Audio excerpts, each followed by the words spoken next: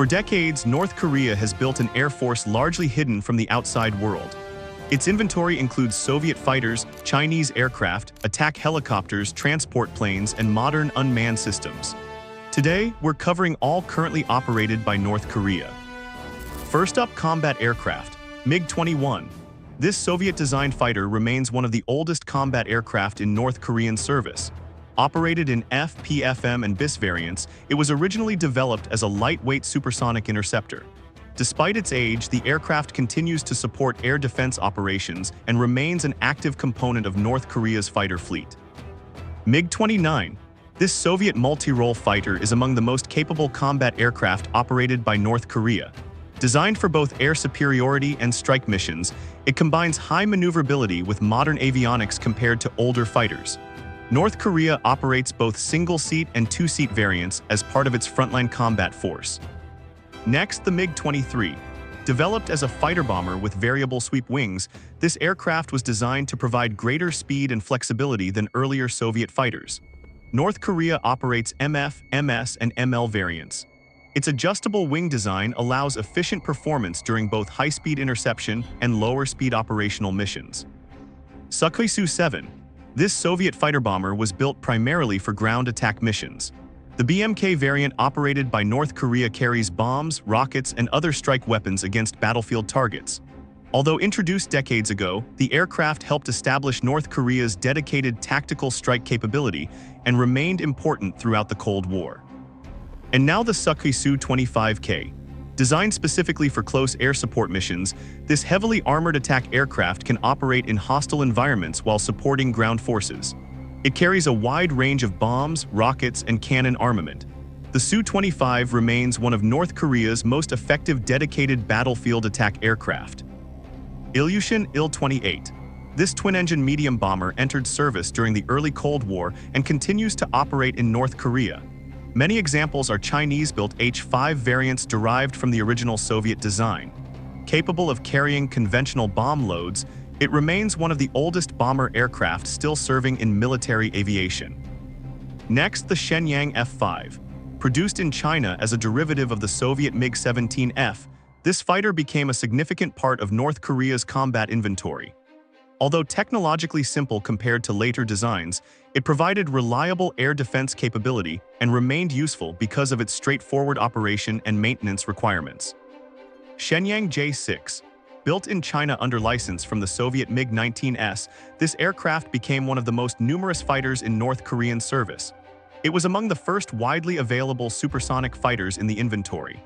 Its speed, durability, and relatively simple design allowed it to remain operational for many years. Finally, the Chengdu J-7. This Chinese-produced fighter is a licensed development of the Soviet MiG-21 F-13. North Korea operates the F-7I version, which incorporates improvements over earlier MiG-21 models. Designed primarily for interception missions, it provides supersonic performance while remaining compatible with existing maintenance and support infrastructure. Next up, airborne early warning and control aircraft. Il-28 and Il-76 TD-AEW and C. This aircraft represents North Korea's airborne early warning and control capability. Based on the Il-76 transport platform, it has been modified with an indigenous active electronically scanned array radar system. Its mission is to detect, track, and monitor aircraft over large distances, while providing commanders with a broader picture of aerial activity and potential threats across the operational area. Continuing with transport aircraft, PAC P-750. This transport aircraft was originally developed in New Zealand and is one of the most unusual aircraft in North Korean service.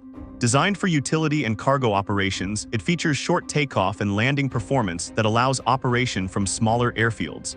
Reports indicate these aircraft were imported through China despite international restrictions. Antonov An-2. This Soviet-designed utility biplane is one of the largest single-engine biplanes ever built. North Korea operates more than 270 examples, making it one of the most numerous aircraft in the inventory. Its ability to operate from rough fields, carry cargo, and transport personnel has made it a long-serving logistical platform. Antonov An-24. This twin-engine Soviet transport aircraft serves as a heavier logistics platform within North Korea's fleet. Originally developed for passenger and cargo transport, it provides greater carrying capacity than smaller utility aircraft. Although only a limited number remain in service, it continues to support transportation and logistical requirements when needed. Next up, helicopters, PZL Mi-2. This light utility helicopter was produced in Poland and became an important support aircraft within North Korea's rotary wing fleet. Used for transport, liaison, training, and general utility duties, the Mi-2 offers operational flexibility while remaining relatively simple to maintain. Its compact size allows operations from a wide variety of locations. Harbin Z-5. This Chinese-built helicopter is a licensed version of the Soviet Mi-4. Designed as a utility transport platform, it can carry personnel, cargo, and equipment between military locations. Although based on an older design, the Z-5 continues to provide basic transport capability and remains part of North Korea's helicopter inventory. Next, the Mi-8. Developed in the Soviet Union, this medium utility helicopter became one of the most successful rotorcraft designs ever produced. It serves a wide range of missions including troop transport, cargo movement, and logistical support. Its large cabin and dependable performance have made it a valuable asset in military service worldwide. Mi-17. This helicopter is an improved development of the Mi-8 and features upgraded engines, systems, and operational capabilities. While maintaining the same basic design philosophy, it offers greater versatility and improved performance. In North Korean service, the Mi-17 contributes to transport operations and supports military mobility across different environments. Mi-14. Designed for anti-submarine warfare and search and rescue missions, this helicopter is based on the Mi-8 airframe but incorporates a boat-shaped hull for maritime operations. North Korea operates the PL and BT variants. The aircraft can conduct patrol missions over coastal waters while supporting maritime surveillance and rescue activities. And now the Mi-24. This Soviet attack helicopter combines heavy firepower with the ability to transport a small number of troops. Armed with rockets, missiles, guns, and cannon systems, it was designed to support ground operations directly. Its distinctive appearance and combat capability have made it one of the world's most recognizable military helicopters. Mi-35. This aircraft is the modernized export version of the Mi-24 and incorporates improvements in avionics, survivability, and operational effectiveness. While retaining the combination of attack and transport functions, it offers enhanced mission flexibility.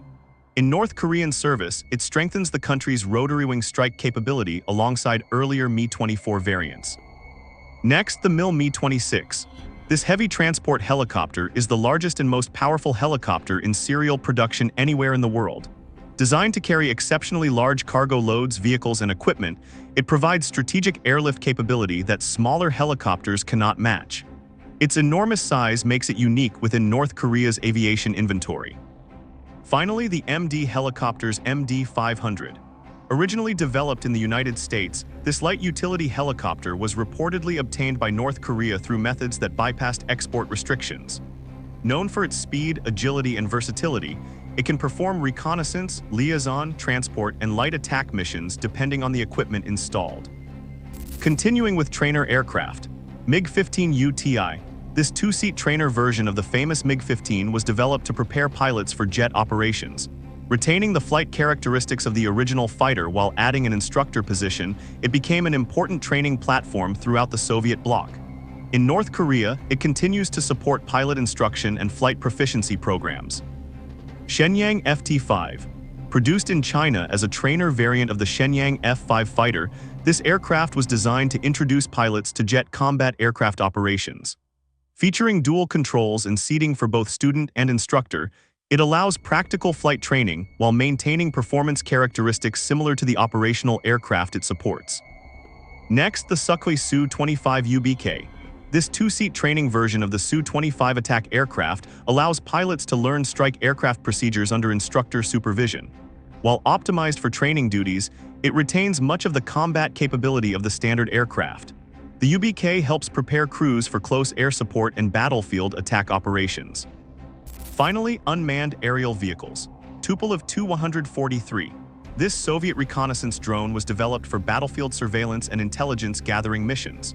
Powered by a jet engine, it was designed to fly predetermined routes while collecting photographic and reconnaissance data. North Korea reportedly obtained examples from Syria, adding an unmanned surveillance capability to its military aviation inventory. Yakovlev Pichela. Developed in Russia as a reconnaissance UAV, this unmanned aircraft was designed to provide real-time battlefield observation and target monitoring.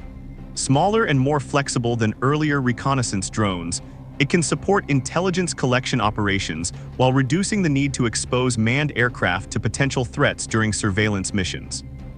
Next, the Saetbyol-4. This indigenous North Korean reconnaissance UAV was publicly revealed during recent military exhibitions.